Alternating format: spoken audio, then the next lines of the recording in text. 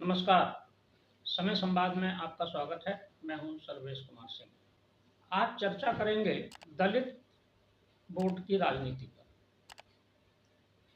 उत्तर प्रदेश की राजनीति में और जो राजनीतिक समीकरण है, जातीय समीकरण है, उसमें दलित वोट का महत्व सबसे ज़्यादा है, क्योंकि दलित वोट संख्या में सर्वाधिक है। हिंदुओं के अंदर जो जातिगत समीकरण है या जातीय विभाजन है, उसमें दलित वोट की संख्या सबसे ज़्यादा है।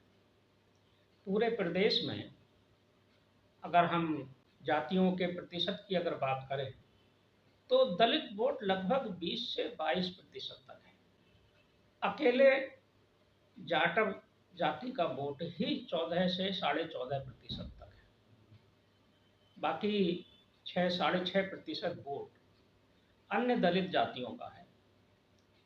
और इस दलित वोट पर आज की तारीख में अगर किसी का एकाधिकार है या पिछले लगभग 20 साल से अधिकार बना हुआ है, तो वह बहुजन समाज पार्टी और उनकी नेता मायावती का बना है।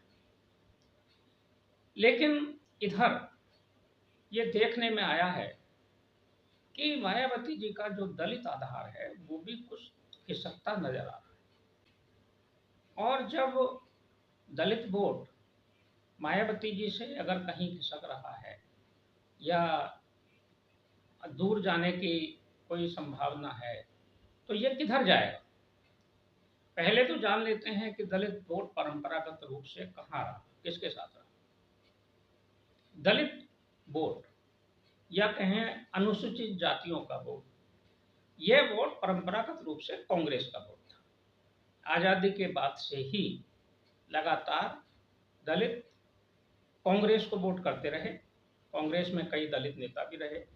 बाबू जगजीवन राम एक बड़े नेता थे जो दलित समाज से आते थे, वो उसके एक छत्र नेता रहे। लेकिन बाबू जगजीवन राम के पराभव के बाद ये वोट फिर बिखरने लगा कांग्रेस। यही दौर था 1984-85 का, जब राजनीति में काशीराम जी का उद्भव हुआ और उन्होंने DS-4 बनाई। DS-4 बामसेफ नाम के संगठनों से के नाम से उन्होंने अनुसूचित जातियों में विशेषकर अधिकारियों और कर्मचारियों के बीच काम किया और एक संगठन खड़ा किया। लंबे समय तक उन्होंने काम किया और दलित चेतना के लिए उन्होंने एक राजनीतिक दल का भी गठन किया है, जिसका नाम बहुजन समाज पार्टी है। बहुजन समाज पार्टी शुरुआत में तो जब राजनीति में आई तो बहुत कम वोट, 3-4%, 6%, 7% तक वोट मिलता रहा।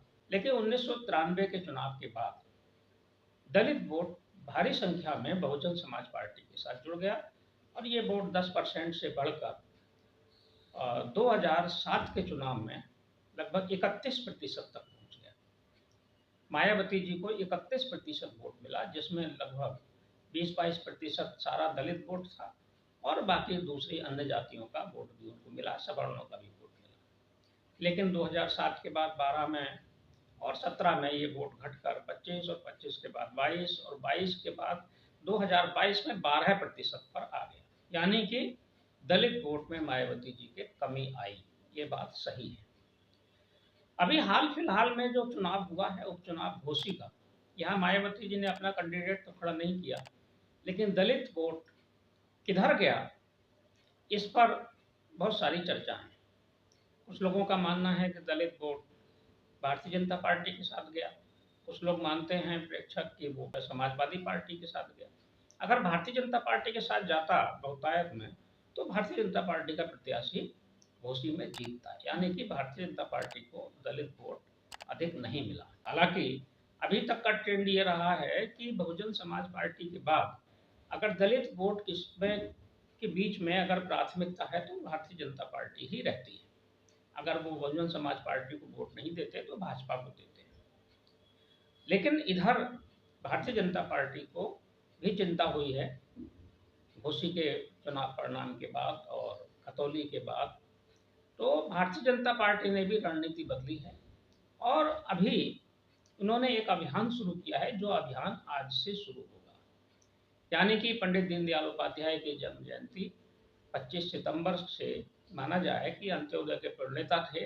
आखिरी आदमी का उदय कैसे हो, उत्थान कैसे हो, ये जो सिद्धांत था या जो विचार था, ये पंडित दीनदयाल उपाध्याय ने दिया था। तो उनकी जयंती के एक दिन बाद, यानी कि जयंती से ही भारतीय जनता पार्टी ने दलित बस्तियों में जाने का अभियान शुरू किया है।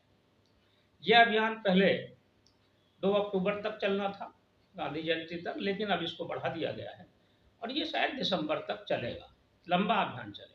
भारतीय जनता पार्टी के कार्यकर्ता गांव-गांव में जाएंगे, बस्तियों में जाएंगे, शहरों के मोहल्लों में जाएंगे और जो दलित समाज है, अनुसूचित जातियां हैं, उनके बीच में अपनी बात रखेंगे, उनको अपने साथ जोड़ेंगे। यानी कि दलित वोट को अपने साथ जोड़ने का एक बड़ा अभियान भारतीय जनता पार्टी ने शुरू किया है।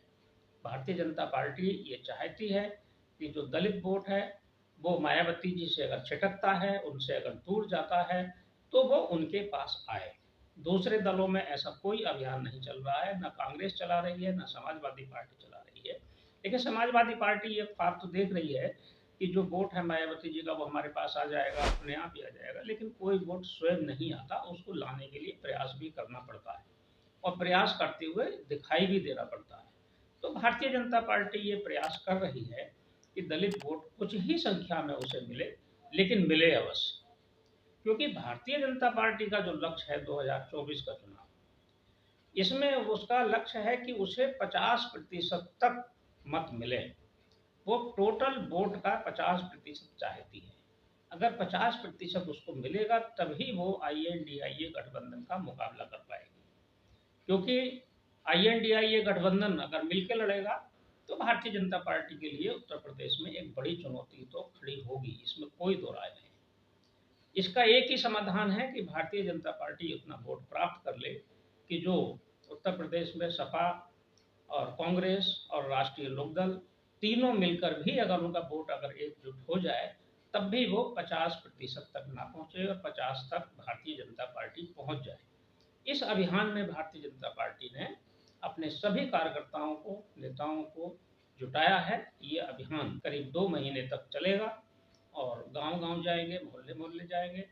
जहां तक मायावती जी के वोट के खिसकने का प्रश्न है, मायावती जी को कभी भी उत्तर प्रदेश में 12.5% से कम वोट नहीं मिला है।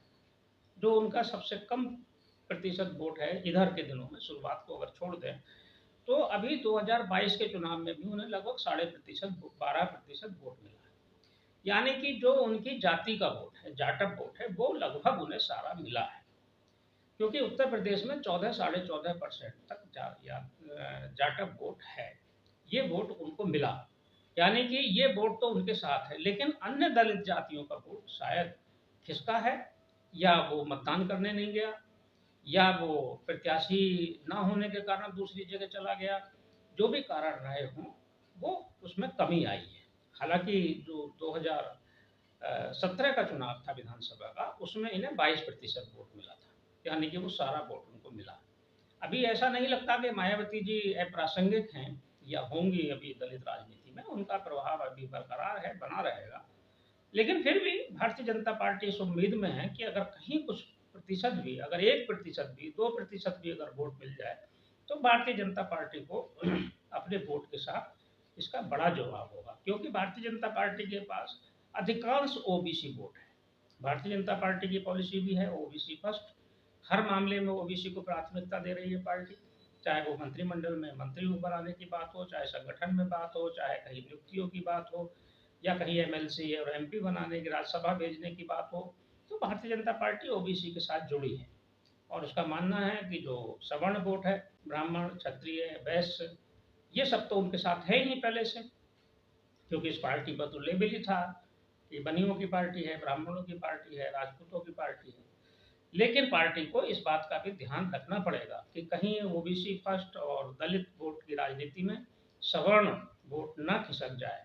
इसके लिए भी भारतीय जनता पार्टी अगर सचेत रहेगी, तो कोई कारण नहीं है कि 50% वोट वो ना पाले।